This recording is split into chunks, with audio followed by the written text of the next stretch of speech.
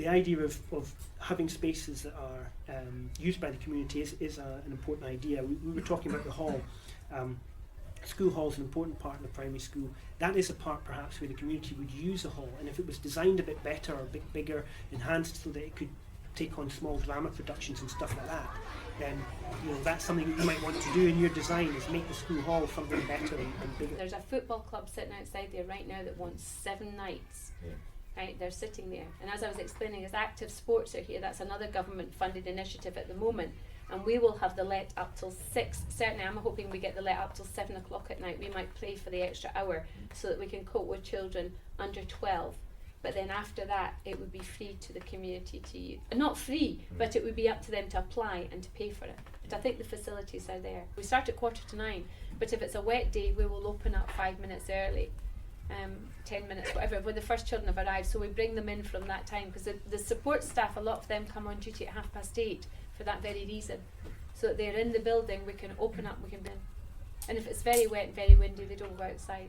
What if you had a covered area outside? Would they use that? Or at least some of them use that? They would. I know that they've talked about that for the mothers waiting at the nursery. Yeah. They've talked about a covered area outside there, because that is really a very small space, and we don't open there until 10 to 9. School opens at 8:45, nursery opens at 10 to 9, so it lets mothers put their children into the school and then into nursery. That can make it very difficult in winter, but yes, we could do with some sort of covered area. Outdoor theatre. I've actually spoken to the library people with the City Council about us doing something about working with the library, because there's no reason why the library in the summer holidays can't use that environment garden at the front for storytelling. Can't think of anything better. They do storytelling in the botanics. Why can't we do storytelling here? It's £135 every time you hire a bus.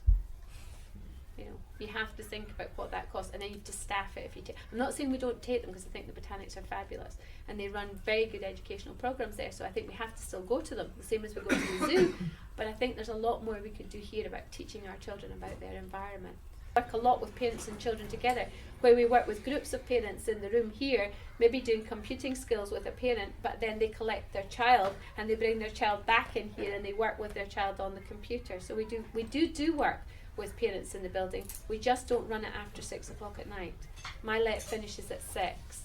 The building closes at 6 o'clock at night. We have wraparound care as well, though I've said that we've never used it, but we have wraparound care which is for 3 to 5 year olds, preschool and after school, where parents can leave their children if they've got them in the nursery. We run breakfast club from 8:10 in the morning to 8:45. We have 20 children who come in on free from 8:10 in the morning. What they've done is they've taken the ICT now, rather than it being a separate subject, it's so sort of mainstreamed into how they teach and learn, and it's now becoming back into the classrooms, and the need for a separate IT space is becoming less. And the teacher here in this school, they've got rid of it, put all the computers back in the classrooms. We don't really use the school library anymore. Some people have said, no, it's all about information, so we don't need books, we're going to have it all IT based. And other folks said, no, you still need to teach kids how to research and gather information. If rooms aren't being used, stuff's just chucked into them and become very expensive storing.